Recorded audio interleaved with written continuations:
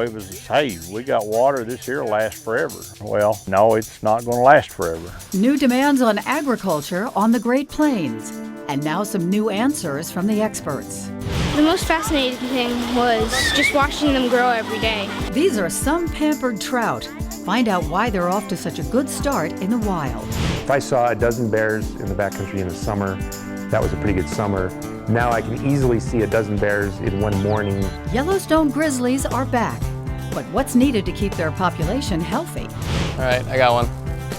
I lost it. And good luck catching these dragonflies. They've had 300 million years to practice those aerial maneuvers. Ready for takeoff? Those stories and more, now on This American Land.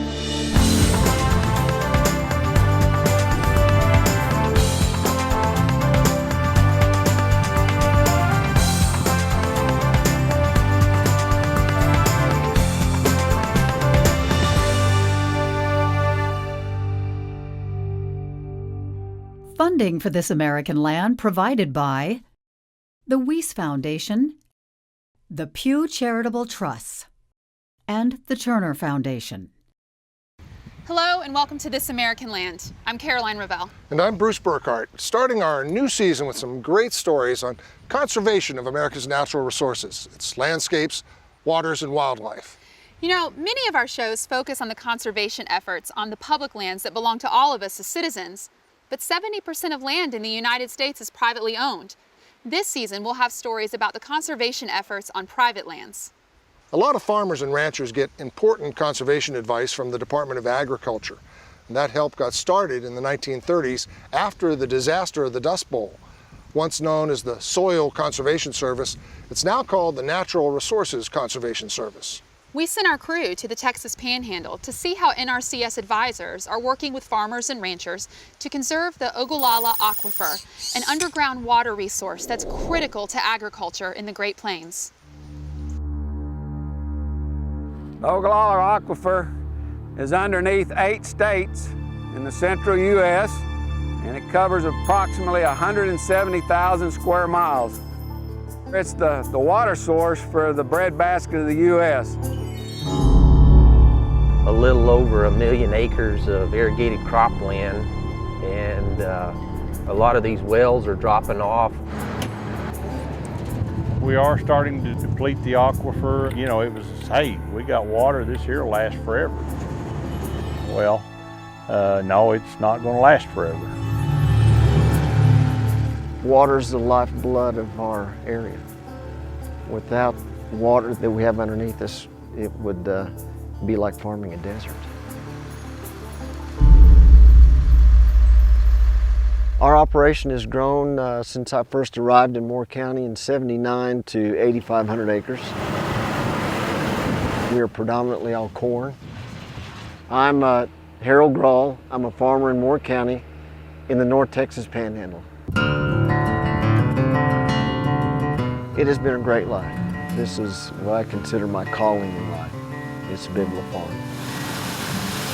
Things have changed dramatically over the years. When I first got here, we had abundant water. And then we got into the 90s, and weather started changing, and especially into the 2000s. It seems like weather was a lot more volatile. But it hadn't been until since 2007 that we've seen commodity prices on the rise that farming has proved to be very profitable for us. As farming has become more profitable, we're seeing more development all around us. So with all this new demand in our area, the water's dropping off a lot more quickly in season. Okay, this is our source well. So it's a huge challenge. Here we are, we're trying to leave water behind for our next generation, and at the same time, maintain profitability for our existing operation.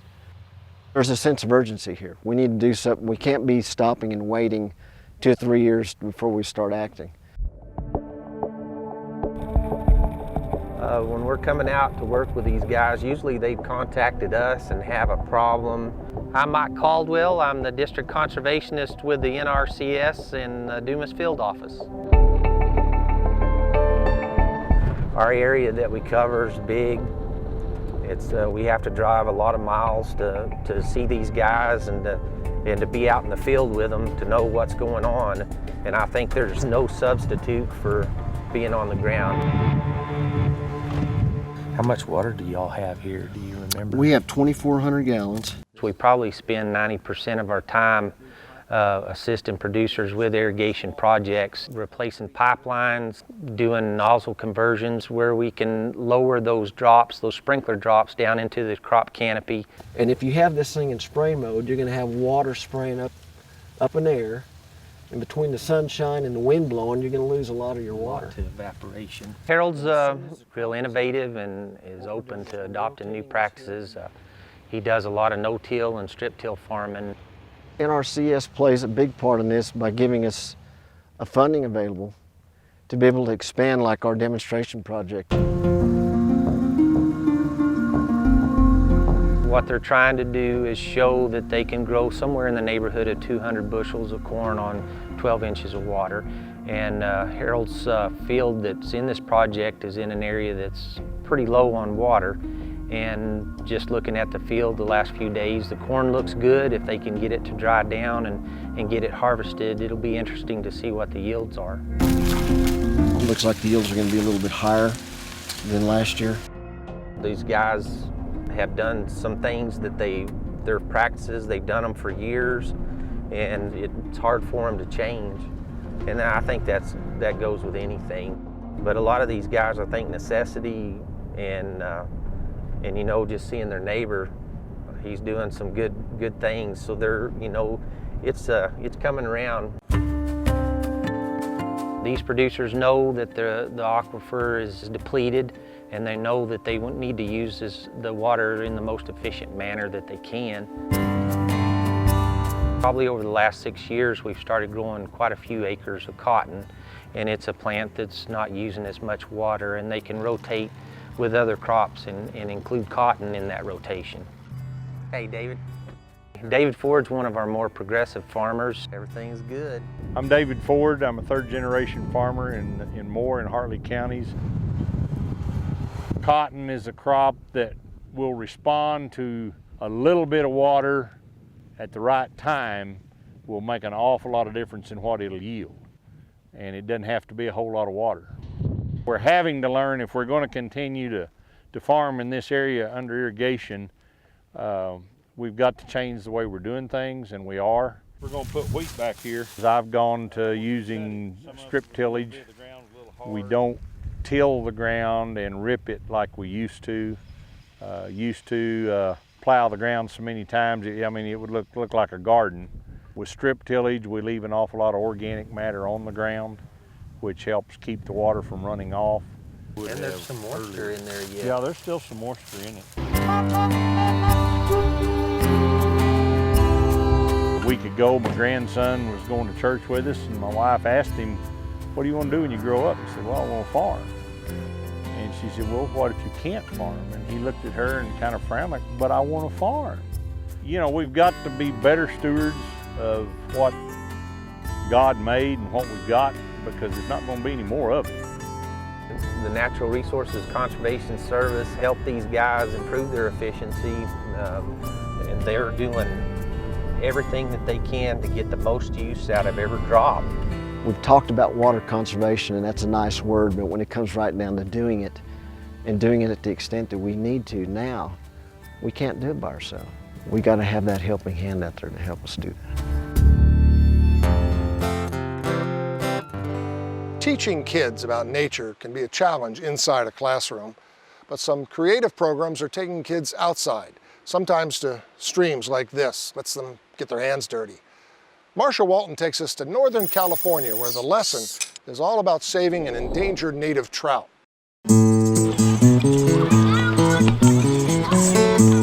These second graders are on a mission so important, they're stopping traffic. Okay, slowly, easy does it. Easy, you got lots of babies on board there, huh? Who's ready to let their fry go? Here he goes. How many fins do you think a fish has? Okay, find a good 1 spot. billion. It was actually really fun. I got to learn about what the science name was for a whole bunch of like their eggs. It was like an inch big, and it was just swimming around, and it just feels good to learn about it. It's just great to see the kids take that responsibility and that ownership over another living organism and to really be proud of what they've done. So is our pH where we need it to for Lahontan cutthroat trout? Yes. Are our fry going to be happy? Yes. Okay. Hold on, I'm fishing! Kids learn about the habitat these endangered Lahontan cutthroat trout need to survive. They're checking water temperature and pH, part of a project called Trout in the Classroom that gives them hands-on experience with this once abundant native trout. When we bring the eggs, which honestly feels like a native species Santa Claus. The kids are all excited and then the teachers embrace it. Missy Moeller is executive director of SWEP, the Sierra Watershed Education Partnerships. She works with U.S. Fish and Wildlife, Trout Unlimited, and the Captain Planet Foundation to help teachers with this project. So many times the little ones are like, I want to save the world, how can I start today? You know, they believe that they can, which is a wonderful thing, and Trout in the Classroom helps support that. Lahontan cutthroat trout are a very fascinating species, the largest species of trout that we have in the United States, and records of it were up to 50, 60 pounds. Following European settlement out here had a number of pressures on them, which eventually led to their extinction in a lot of locales. So in Lake Tahoe, for example, you had the introduction of non-native trout, you had commercial overfishing. Here come the hatchlings. Did we have some of these in our classroom? Yeah. I'll give you guys each a little fingerling to release. Okay, do you guys have a wish for your fish? Here, Cole, come right over here. I wish that mine would have a safe journey. That yours would have a safe journey? I wish that. 4, 3, 2, 1. Right down by the stream. 0. Because the kids are connected to the fish and because they have that experience of releasing the fish, it really becomes their connection to the watershed and their connection to caring for the watershed. Who can tell me what the eggs looked like when they arrived? Luna. They were red and they had a little black dot. What was the little black dot? Their eyes. Look at their eyes, they're huge. In this class at Tahoe Lake Elementary, the fish even got their own theme song. Observing, counting, protecting, doing trout biologist, Does anyone know why we picked Lahontan cutthroat trout as to any other trout? Cody. Because they're the native trout to this area. Very nice. Yes, they are. It was really interesting because we got to look at them from just little tiny eggs and watch them hatch, and then we got to look at them now and see how big they grew. Oh, there he is. He's right there. There he is. There's mine. I want to be a marine biologist. So do I. Me too. Okay, there he went. I love our program, getting the kids to actually get, their hands dirty and to get out into the field is wonderful. It's so much more powerful than actually just sitting and watching a video or playing, reading a book. Alrighty, you guys ready? Yeah! All right. Next, okay. Students from Truckee High School got a little scientist to mentor and a little fish to release. It's fun to see how much they know and then teaching them different stuff. We learn about the whole ecosystem and the rivers of Truckee. We have 80 to 90 fish that have hatched, that have survived from our original 100 eggs. What I saw during the past few weeks is that the fish went from little tiny eggs to alevin. So now that we're here today, we're gonna let them go. They're probably like, I wonder what the big fish are gonna think about. Yeah, and I just hope they get to grow up and have a good life. Yeah. And there's news just recently that the Lahontan cutthroat trout is making a comeback. Yes, at Pyramid Lake, where they traditionally have been, they're catching them now at 25 pounds. Right here. There you go. There you go. There he goes. Ooh, he went fast. He went really fast. So we'll bring this out in the middle. We'll look at them. Everybody will get some to release, and then we'll just see how many we have. I'm able to expose kids to so many different kinds of sciences. I see a lot of students going into science. I see a lot of girls going into science. And America, we need that. We need more kids going into science.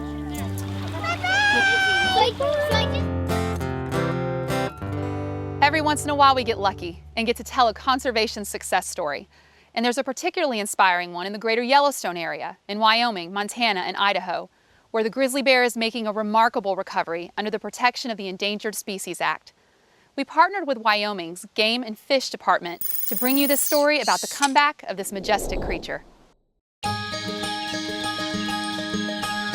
The greater Yellowstone area is a large wild place, and grizzly bear epitomizes wild places.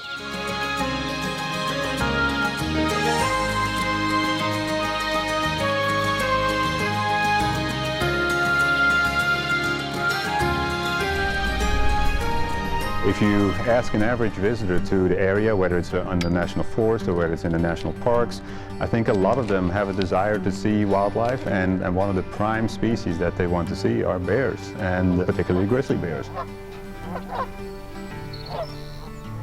We know more about the Yellowstone grizzly bear and its habitat than we know about any bear population anywhere in the world. When I started working in Yellowstone 30 years ago, it was pretty rare to see a bear. Even though I was working with bears and spending a lot of time in the backcountry, if I saw a dozen bears in the backcountry in the summer, that was a pretty good summer. Now I can easily see a dozen bears in one morning right from a road. I think clearly the bear population has recovered. The science that's gone into monitoring recovery and the estimates of the population is some of the best in the world. With the Interagency Grizzly Bear Study Team as kind of the leader on the research aspect of things, we estimate population size on an annual basis, and that's primarily done by monitoring the number of females that have cubs of the year with them. And in addition, we monitor the health of the individual bears. We monitor their fat levels. We monitor them with GPS radio collars, so we get hourly locations on them 24 hours a day. 17. All these new technologies are available to us today that were not available to us 30 years ago. So we have a much finer level of resolution about the health of individual bears and the health of the population. We have very high density of bears, and the population seems to be doing very well. Recovery involves a couple things. It involves the status of the population, of course, and how the bears are doing in terms of population health. And it also involves what kind of protections are in place. So can we be sure that the bears are going to remain healthy and that their habitat is going to remain secure? And under both categories, the health of the population and the management systems and protections in place, we can classify the grizzly bear as recovered today.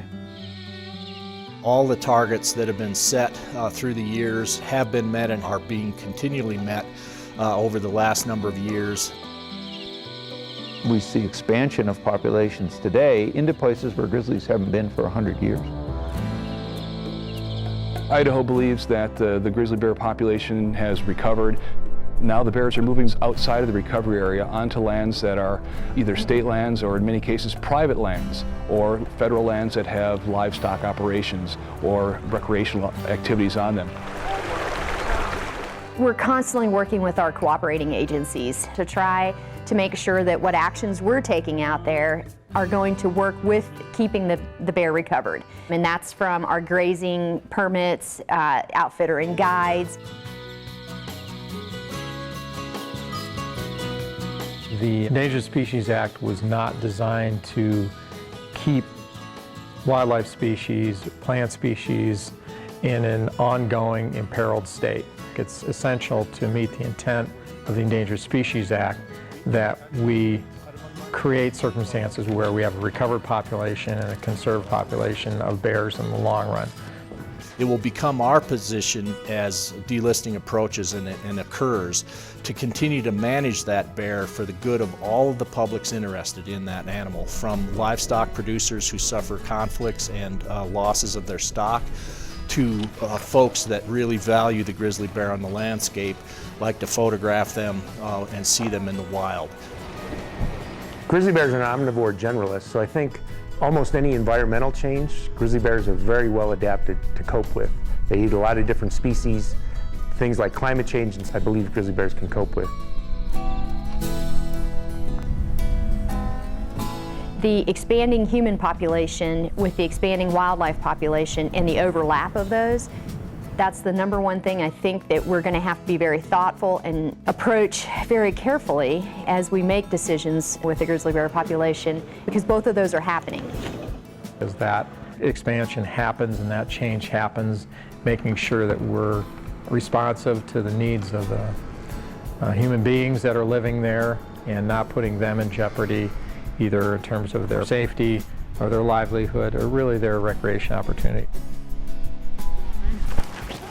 People, when they live, work, and recreate in the backcountry, they think of bears, you know, they don't leave piles of garbage in the backcountry. They secure their game meat carefully. It seems to me that if you can recover an animal whose habitat needs are so great and so diverse in the middle of increasing human pressures across the North American continent, it really says a lot about people's willingness to adjust what they do to recover a species that's been listed as a federally endangered species. It's important to realize that after recovery and delisting, the intensive science efforts will continue. And we'll continue to carefully monitor the bears and their health. So we'll have our hand on the pulse of the population, and we'll know immediately if there are problems. And then the managers can respond as necessary. We should treasure things like this. It's got a tremendous intrinsic value, it's got tremendous economic value. I think that that's the reason that the American public has supported the great effort it's taken to conserve the Yellowstone grizzly bear, and that they'll be willing to do that in the future. It kind of makes you feel good. It's truly a success story. The grizzly bear recovery is truly one of the great success stories in wildlife management in North America.